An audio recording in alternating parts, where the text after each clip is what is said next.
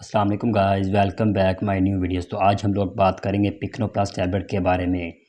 पिक्नो plus tablet का इस्तेमाल और इसके बेनिफिट्स। सबसे पहले अगर आप हमारे चैनल पर नए हैं तो प्लीज़ हमारा चैनल सब्सक्राइब कर दें और बेल आइकन पे क्लिक कर दें ताकि हमारी नई आने वाली वीडियो आप तक पहुंच सके। तो बिना टाइम को वेस्ट किए वीडियो को स्टार्ट करते हैं। सबसे पहले बात करते हैं Picno plus tablet nutrition supplement.